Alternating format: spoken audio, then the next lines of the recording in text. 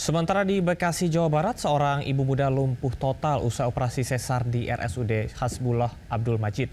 Diduga ia mendapat obat bius kadaluarsa sehingga merasakan sakit luar biasa saat dioperasi. Ratih Renada, warga Kelurahan Pedurenan, Mustika Jaya, Kota Bekasi ini hanya bisa terbaring lemah di kasur lantai rumahnya. Ibu muda berusia 30 tahun ini mengalami lumpuh total pasca operasi sesar 9 bulan lalu. Operasi kelahiran anak keempatnya dilakukan di RSUD Dr. Hasbullah Abdul Majid, Bekasi. Diduga saat operasi Ratih disuntik obat bius kadaluarsa dan tidak bekerja maksimal. Sehingga saat dilakukan pembedahan, Ratih histeris merasakan sakit luar biasa. Dikira saya dokternya datang ke saya megang perut ditanya, udah berasa belum, apa masih gimana gitu kan. Ini enggak taunya mendidung. Akhirnya dokternya buka sarung tangan, dia duduk ke bangku yang pojok lah gitu. Dia ngomong, ini kalau nggak dilihat kadaluarsa nih. Pasca operasi sesar, kondisi Ratih makin lemah. Diagnosa dokter yang menangani juga berubah-ubah dan tidak jelas. Terkait dugaan malpraktik, pihak RSUD Dr. Hasbullah Abdul Majid Bekasi membantah kelumpuhan akibat obat bius kadaluarsa, namun akibat penyakit TB tulang belakang yang parah. Dari saraf konsul ke bagian paru-paru, dari paru-paru terus kembali sama saraf, ada MRI, keluar hasil. Ternyata banyak TBC di tulang belakang. Selain mengalami kelumpuhan, Ratih kini harus berjuang menghadapi kesulitan ekonomi lantaran ia tidak bisa lagi bekerja dan ditinggalkan suaminya. Untuk menghidupi keempat anaknya, Ratih terpaksa bergantung kepada orang tua yang bekerja sebagai ojek pangkalan. Pemkot Bekasi menyatakan akan menurunkan tim investigasi untuk menyelidiki dugaan malpraktik ini. Dari Bekasi, Jawa Barat, Rahmat Hidayat, iNews melaporkan.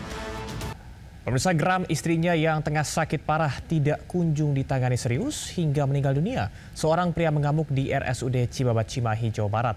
Ia menuding pihak rumah sakit lalai menangani istrinya.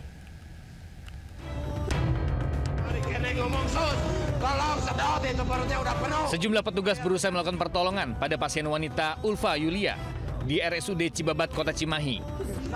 Naas, nyawanya tak tertolong usai menjalani perawatan 2 hari. Sang suami pasien pun mengamuk serta menuding lambannya penanganan tim medis.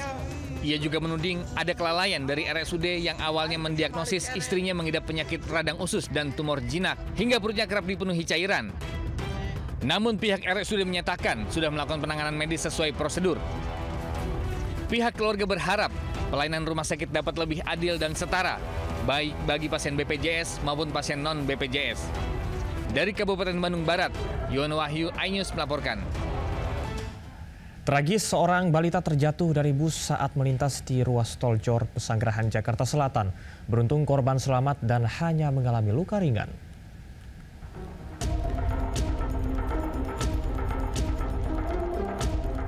Kamera dashcam sebuah mobil merekam detik-detik jatuhnya seorang balita dari dalam sebuah bus di ruas tol Jor, kilometer 12 Pesanggerahan, Jakarta Selatan, Senin lalu.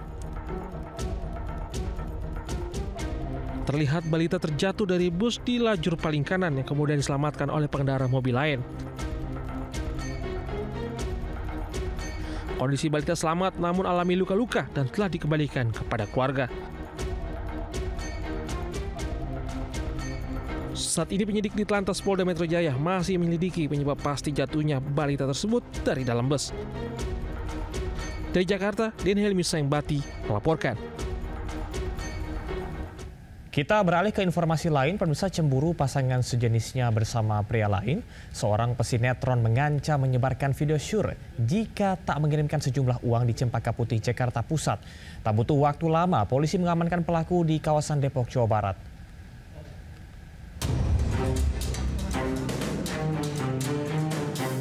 Polisi mendatangi pos ronda untuk mencari MR, pesinetron sekaligus pemain film layar lebar, usai dilaporkan atas tuduhan pemerasan di kawasan Depok, Jawa Barat.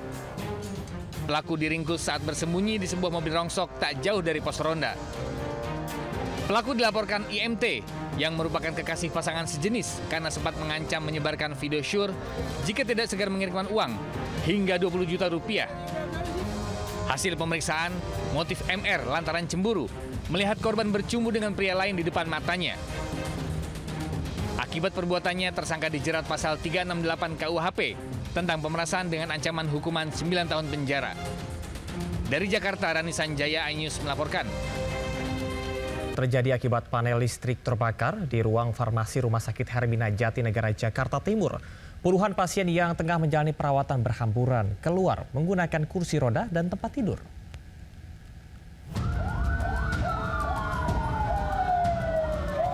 Puluhan pasien yang tengah dirawat panik saat dievakuasi akibat adanya kebakaran di gedung rawat jalan Rumah Sakit Hermina Jatinegara, Jakarta Timur. Para pasien dibawa keluar gedung menggunakan kursi roda dan tempat tidur. Sementara asap pekat masih nampak menyelimuti di beberapa lantai.